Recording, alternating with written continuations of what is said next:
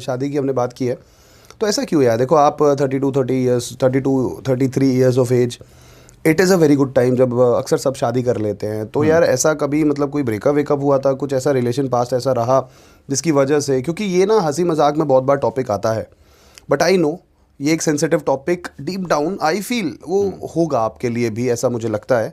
तो ऐसा क्या स्टोरी है कि अभी तक भी रॉकी मामू को वो रॉकी मामी नहीं मिल पाई है, या अभी भी आप सिंगल हैं? थोड़ा लंबा है बट बताना चाहूँगा मैं। Actually I was in Bengaluru at that time, और हाँ रिलेशन में था। तो लड़की और हमारे घर वालों ने आपस में बातें भी एक्सचेंज की, शादी भी फिक्स हुई। मैं ये नहीं कहूँगा शादी हुई, एंगेजमेंट हुई। लेटर ऑन वो बेंगलोर रह गए। मुझे अपने पापा की तबीयत सही नहीं थी। My father is suffering from a disease, मैं रिवील नहीं करना चाहूँगा। बाकी मेरे मामी नहीं रिलेशन में था। तो लड़की और हमारे घर वालों ने आपस में बातें भी एक्सचेंज की, शादी भी फिक्स हुई। मैं ये नहीं कहूँगा शादी हुई, एंगेजमेंट हुई। लेटर ऑन वो बेंगलोर रह गए। मुझे अपने पापा की तबीयत सही नहीं थी। My father is suffering from a disease, मैं रिवील नहीं करना चाहूँगा। बाकी मेरे करीबियों को पता है। तो मुझे वापस पापा की तबीयत के कारण जाना पड़ा। एंड वो कहते हैं ना, upside down long distance relationship में द गर्ल हैज़ चेंज्ड। ठीक है, पूरा मतलब उनका रहन सहन का तरीका बदल गया एंड ऑल दैट, बात करने का तरीका बदल गया। जस्ट बिकॉज आप अपने डैड को अटेंड कर रहे थे, you were taking care of your dad at that time. और उसी समय मुझे अच्छे से याद है 14 फेब मैं एक वैलेंटाइंस डे सेलिब्रेट करके जस्ट घर पे लौटा हूँ। अगले दिन मुझे पता चला था कि एफएफ का एक सेक्शन जो है वो बैन हो चुका है। तो at that time it was a very peak time for me, कि जब मुझे चाहिए था कि कोई मेरे साथ रहे एंड ऑल। बट वो कहते हैं ना कि जब बुरा होता है तो सब कुछ बुरा ही होता है। तो मल्टीपल चीज़ें, जैसे मैंने बताया कि लोग मुझे मामू कह के रिस्पेक्ट करते हैं ऑल दैट।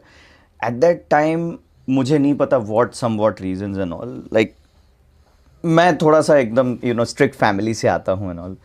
तो एक नॉर्मल वाकया बताना चाहूँगा कि मिसअंडरस्टैंडिंग समझ लीजिए कुछ भी, कि like she was having a tattoo.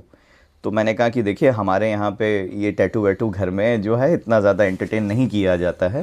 और कभी किसी पूजा अनुष्ठान में गए तो ये ऐसे संवेदनशील जगहों पे टैटूज़ देख के जो है रिश्तेदार बुरा मानते हैं, और ऐसा मतलब जैसे इंडियन सोसाइटी में होता है ताने मारना ऑल दैट। तो आई थॉट कि उनसे ज़्यादा मैं कन्वर्सेशन में झगड़ा हो सकता है। तो आई टोल्ड हर मदर कि ऐसा ऐसा है तो आप समझाइए। मुझे नहीं पता क्या कन्वर्सेशन हुई उनमें।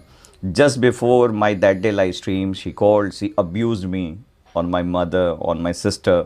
Sister तो है नहीं बट जो भी है। अब मेरा क्या सीन है इनसे, I am that kind of a person कि कोई विमेन गाली तो छोड़िए, मेरे को थप्पड़ भी मार दे मैं रिपीट में नहीं मार सकता। हमारी अपब्रिंगिंग कुछ उस किस्म की है कि I can't. So that time ऐसा सीन था कि ब्रेकअप हुआ, क्योंकि जाहिर सी बात है अगर मेरा रिस्पेक्ट नहीं है तो मेरे फैमिली का क्या ही होगा करके मैंने ब्रेकअप करी। तो मेरे फ्रेंड्स, मेरे फैमिली ने बोला बेटा काम में ध्यान दे, बाकी सारी चीज़ें छोड़ दे। अब मैं काम में क्या ध्यान दूँ जब मुझे पता है कि गेम का ई स्पोर्ट सेक्शन नहीं है, बैन का पीरियड है उस टाइम पे, मैं क्या करूँ। So one day I went emotional on live and I said कि कोई टूर्नामेंट कराए नहीं कराए मैं कराऊंगा, and I just need your support. अभी शायद मैं 32-33 का हूँ, आपने कहा बिल्कुल सही कहा। हो सकता है मैं 40 का भी रहता ना, मेरी खुद की बीवी खुद के बच्चे होते तो बोलते this is all stupid, get back to the bank job. उस टाइम पे ये जिनको लोग सब्सक्राइबर्स कहते हैं, जिनको मैं अपना भांजा मानता हूँ, वो मुझे मामा मानते हैं sorry getting emotional a bit. उन्होंने मेरा साथ दिया।